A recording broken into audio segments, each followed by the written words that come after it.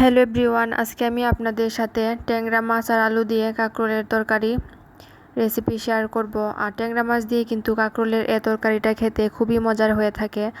আর তার জন্য আমি প্রথমেই বাজার থেকে কিছু কাঁকরোল, ফ্রেশ কাঁকরোল কিনে এনেছি। আর তারপর কাঁকরোলগুলোকে ভালো করে পরিষ্কার করে আমি 4 টুকরা করে এভাবে লম্বা করে কেটে নিয়েছি। আর তার সাথে কিছু আলুকেও আমি লম্বা করে কেটে নিয়েছি। কেটে নেওয়ার পর এখানে দিয়ে দিব কিছু ট্যাংরা মাছ। আর ট্যাংরা মাছগুলোকেও আমি খুব ভালো করে ধুয়ে পরিষ্কার করে নিয়েছি। এখন দিচ্ছি অল্প একটু হলুদের গুঁড়া এবং স্বাদমতো লবণ দিয়ে আমি উল্টিয়ে পাল্টিয়ে ভালো করে মিশিয়ে নিচ্ছি। এখন চুলায় একটা কড়াই বসিয়ে দিয়েছি। কড়াইটা গরম হওয়ার পর দিয়ে দিচ্ছি সয়াবিন তেল। আর তেলটা যখন গরম হয়ে আসবে তখন আমি একে একে ট্যাংরা মাছগুলো দিয়ে দিব। সবগুলো মাছগুলো দেওয়া হয়ে গেলে আমি কিছুক্ষণ অপেক্ষা করব হালকা একটা ব্রাউন কালার আসা পর্যন্ত। আর তারপর আমি সবগুলো মাছকে আমি একটু উল্টিয়ে দিব। আর মাছগুলোকে ভালো করে উল্টিয়ে পাল্টিয়ে হালকা ব্রাউন কালার করে ভেজে আমি তুলে নিব।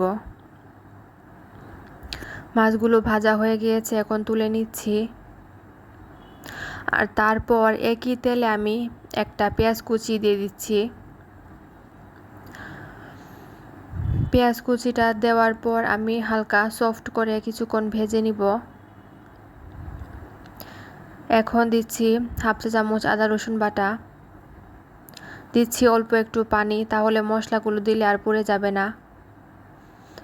এখন দিচ্ছি 1 চা চামচ হলুদের গুঁড়া,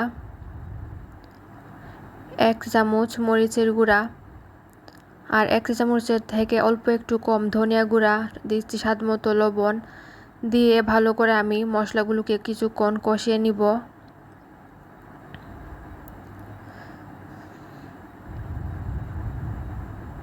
ফিরে আসলাম 3 মিনিট পর। আর মশলাগুলো কিন্তু খুব ভালো করে কষানো হয়ে গিয়েছে, তাহলে মশলার আর কাঁচা একটা গন্ধ সেটা আর থাকে না। এখন আমি দিয়ে দিচ্ছি ধুয়ে রাখা কাঁকরোল আর আলু। আর কাঁকরোলগুলোকেও আমি মশলার সাথে আরও কিছুক্ষণ ভালো করে কষিয়ে নিব। আর তার জন্য দিচ্ছি অল্প একটু পানি দিয়ে ঢাকনা দিয়ে 3-4 মিনিটের মতো আমি ভালো করে কষিয়ে নিব। আর এই রেসিপিটা কিন্তু খুবই মজার হয়ে থাকে এভাবে রান্না করলে। আর ভালো করে কষানো হয়ে গেলে দেখতেই পাচ্ছেন আমি কিন্তু উল্টে পাল্টিয়ে মধ্যে দিয়ে আমি আরও একবার ভালো করে উল্টে দিয়েছিলাম। আর পানিটাও শুকিয়ে এসেছে, ভালো করে কষানো হয়ে গিয়েছে।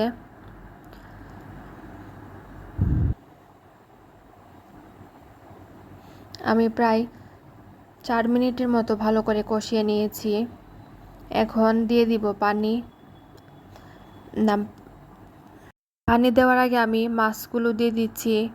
আর মাছগুলো দিয়ে আমি আরও 1 মিনিটের মতো ঢেকে রাখবো, তাহলে মাছগুলো আর একটু সফট হয়ে আসবে। তারপর উল্টিয়ে পাল্টিয়ে দিচ্ছি।